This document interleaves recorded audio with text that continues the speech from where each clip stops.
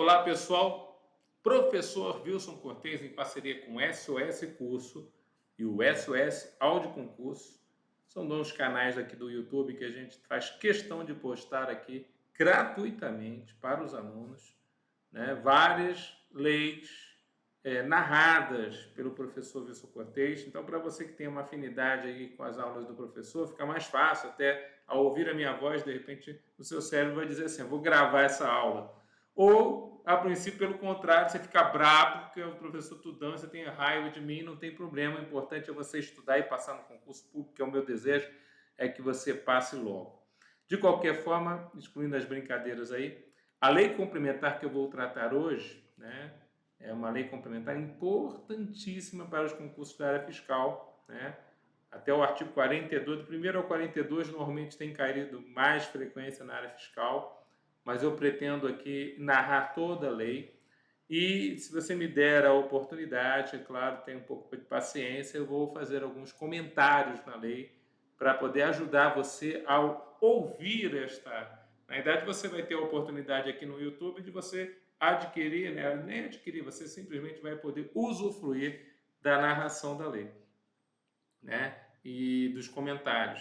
Se você de repente quiser adquirir, né, essa lei em áudio somente, lá no MP3, aí você pode adquirir lá no SOS. A gente vai fazer a cobrança de uma taxinha pequena ali, mais para pagar a plataforma do próprio SOS e para pagar, né, aqueles que a princípio são os funcionários que ajudam aí o SOS a manter-se vivo, né, e funcionando para vocês. E o SOS Curso, né, é um site que o professor Wilson Cortez tem junto com outros colegas que a princípio são pessoas que nos auxiliam, né, na preparação de alunos para concurso público em todo o país, tá bom? Então vamos lá? Vamos então agora ao que nós chamamos, né, a narração e comentário da Lei Complementar 123 de 14 de dezembro de 2006. É a nossa lei complementar que trata a respeito da Lei Geral, também conhecido como Estatuto Nacional da Microempresa e da Empresa de Pequeno Porte, né? Então, ela mesma se cita desta forma. Ela institui o Estatuto Nacional da Microempresa e da Empresa de Pequeno Porte, alterando dispositivos das leis que tratam a respeito do INSS, a 8212 e a 8213, ambas de 24 de julho de 1991, da consolidação das leis dos trabalhos, CLT, aprovada pelo Decreto-Lei 5.452, de 1º de maio de 1943, da Lei 10.189, de 14 de fevereiro de 2001, da Lei Complementar 63, de 11 de janeiro de 1990, e revoga as leis 9317, que era a lei antiga do Simples, né? Simples Federal, que passou a ser essa lei geral. A 9317, de 5 de dezembro de 1996, e a 9841, de 5 de outubro de 1999. O presidente da República faço saber que o Congresso Nacional decreta e eu sanciono a seguinte lei complementar. Capítulo 1. Das disposições preliminares. Artigo 1º. Esta lei complementar estabelece normas gerais relativas, olha o assunto dessa lei complementar que é importantíssimo, a um tratamento diferenciado e favorecido a ser dispensado às microempresas e às empresas de pequeno porte, no âmbito dos poderes da União, dos estados, do Distrito Federal e dos municípios, especialmente no que se refere 1. A apuração e recolhimento dos impostos e contribuições da União, dos estados, do Distrito Federal e dos municípios, mediante um regime único de arrecadação, inclusive quanto às obrigações acessórias. 2. Ao cumprimento de obrigações trabalhistas e previdenciárias, inclusive obrigações acessórias. 3. Ao acesso a crédito e ao mercado, inclusive quanto à preferência nas aquisições de bens e serviços pelos poderes públicos, à tecnologia, ao associativismo e às regras de inclusão. 4. Ao Cadastro Nacional Único de Contribuintes, a que se refere o inciso número 4 do parágrafo único do artigo 146, in fine, da Constituição Federal. Então vejam, por esse primeiro dispositivo legal da lei complementar, que a lei geral, por ser um estatuto nacional de microempresas e empresas de pequeno porte, ela não trata somente do simples. A gente fala que a lei geral é a lei do Simples Nacional, mas ela não trata de um único benefício, que é o favorecimento e a facilitação das obrigações tributárias quanto a alguns tributos federais, estaduais e municipais. Não é isso. Ela trata de diversos outros benefícios. Então, o Simples é citado no inciso 1, que é o regime único de arrecadação de tributos da União, estados e municípios, mas o inciso 2 já fala de obrigações trabalhistas, obrigações previdenciárias, o inciso 3 já fala de acesso ao comércio, acesso ao crédito facilitado para a microempresa ou EPP, né? Preferência para adquirir bens e serviços pelos poderes públicos, acesso à tecnologia, acesso ao poder de se associar, as regras de inclusão, né? E, finalmente, o Cadastro Nacional Único, que já existe através do Cadastro Nacional das Pessoas Jurídicas Federal, que é o nosso CNPJ. Então, você vê aqui que tem várias coisas que, a princípio, estão dentro dessa situação, para vários favorecimentos para a microempresa EPP dentro do Estatuto Nacional da Microempresa e da Empresa de Pequeno Porte. Parágrafo 1º, aí aparece pela primeira vez um dos órgãos muito importantes que nós temos aqui, que regulam, né, a situação do cumprimento daquilo que traz a lei geral, que é o CGSN, que é a sigla que significa Comitê Gestor do Simples Nacional. Então, parágrafo 1º, cabe ao Comitê Gestor do Simples Nacional, CGSN, apreciar a necessidade de revisão a partir de 1º de janeiro de 2015 dos valores expressos em moeda nesta lei complementar. Parágrafo 3º, ressalvar o disposto no capítulo 4, toda nova obrigação que atinja as microempresas e as empresas de pequeno porte deverá apresentar no instrumento que a instituiu uma especificação de qual é o tratamento diferenciado, simplificado e favorecido para o seu cumprimento. Ou seja, novas obrigações acessórias podem ser criadas? Podem, mas para microempresa e empresa de pequeno porte, um regramento jurídico a partir dessa lei complementar é que deve haver uma diferença em relação às demais empresas. Um tratamento diferenciado e favorecido, como fala aqui, né, o parágrafo 3º. Seguindo aí a regra da Constituição Federal. Parágrafo 4º, na especificação do tratamento diferenciado, simplificado e favorecido de que trata o parágrafo 3º, deverá constar prazo máximo, quando forem necessários, procedimentos adicionais para que os órgãos fiscalizadores cumpram as medidas necessárias à emissão de documentos, realização de vistorias e atendimento das demandas realizadas pelas microempresas e empresas de pequeno porte, com o objetivo de cumprir a nova obrigação. Parágrafo 5º, caso o órgão fiscalizador descumpra os prazos estabelecidos na especificação do tratamento diferenciado e favorecido, conforme disposto no parágrafo 4º, a nova obrigação será inexigível até que seja realizada a visita para fiscalização orientadora e seja reiniciado o prazo para regularização. Então, se o órgão fiscalizador chegar lá na microempresa EPP e, a princípio, verifica que houve um descumprimento de um prazo de um tratamento, na especificação de um tratamento, esse órgão fiscalizador verifica que o órgão público descumpriu o prazo para especificar qual que é o tratamento diferenciado e favorecido, essa nova obrigação que o próprio órgão público gerou fica inexigível. Olha só que coisa, né? Fica inexigível até que haja uma visita, né, no estabelecimento do contribuinte, para que haja uma orientação pela fiscalização.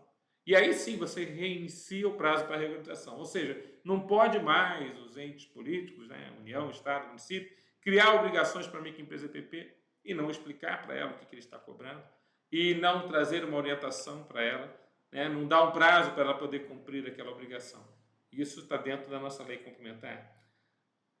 Aí ele fala assim, na ausência de especificação do tratamento diferenciado, simplificado e favorecido, parágrafo 6º, ou da determinação de prazos máximos, de acordo com os parágrafos 3º e 4º, tornará a nova obrigação inexigível para a microempresa EPP. Então, se realmente o ente político não criar uma situação de, a princípio, especificar qual que é a diferença de tratamento entre as empresas que estão lá no lucro presumido ou no lucro real e a empresa que está na microempresa ou EPP, então ele pode tornar aquela determinada obrigação meramente papel, ou seja, inexigível.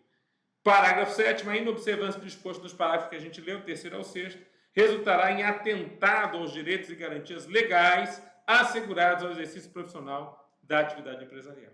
Fechou? Artigo 2º. Esse artigo é importante, porque ele vai falar dos órgãos que compõem a estrutura que, a princípio, vai ajudar a fazer acontecer a lei geral. Então, a estrutura da lei geral tem alguns comitês ou fóruns, como a gente vai ver. Tudo bem? Vamos lá? Então, vamos ver lá. Artigo 2º. O tratamento diferenciado e favorecido a ser dispensado às microempresas e às empresas de pequeno porte, de que trata o artigo 1º desta lei complementar, será gerido pelas instâncias a seguir especificadas. 1. Comitê Gestor do Simples Nacional. A gente já citou ele aqui. Ele é o mais importante a fins do Simples Nacional, a fim do tratamento diferenciado e favorecido das microempresas e EPPs na área tributária. Só trata a respeito da área tributária. Então, veja lá. 1. Comitê Gestor do Simples Nacional. Este vinculado ao Ministério da Economia. E a composição dele recentemente foi alterada lá pela Lei Complementar 188/2021. Então, repara, são 4 representantes da União, 2 dos estados e do DF, 2 dos municípios, e aí foi acrescentado um do Serviço Brasileiro de Apoio às Microempresas e Pequenas Empresas, do SEBRAE, e um das Confederações Nacionais de Representação do Segmento de Microempresas e Empresas de Pequeno Porte, referidas no artigo 11 da Lei Complementar 147, de 7 de agosto de 2014, por tratar dos aspectos tributários. Então, esse comitê gestor tem a obrigação de tratar dos aspectos tributários. Quantos são seus representantes? 4 da União, 2 dos estados, 2 dos municípios, 1 do SEBRAE, 1 das confederações. Né? 4 da União, 2 estados dá 6, 2 dos municípios dá 8, mais 1 do SEBRAE, 9, mais 1 das confederações nacionais, 10 membros. Depois nós temos aqui um que é o que faz todo o resto, né? Que seria aquele que tem a sua incumbência por exceção. O Fórum Permanente das Microempresas e Empresas de Pequeno Porte, onde, inciso 2, com a participação dos órgãos federais competentes e das entidades vinculadas ao setor, para tratar de todos os demais aspectos, ressalvado o disposto no inciso 3, ou seja, o Fórum Permanente vai tratar de demais aspectos que não seja o Simples Nacional e não seja aquele que está no inciso 3. Ele fica com o resto todo. O que é o do inciso 3?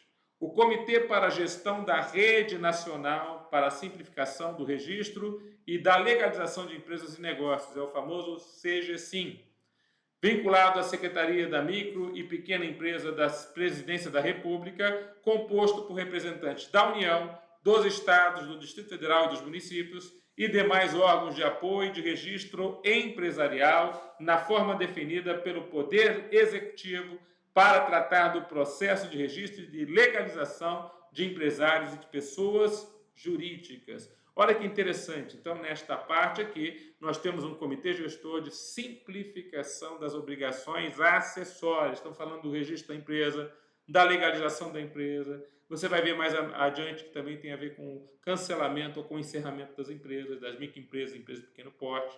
Tudo bem?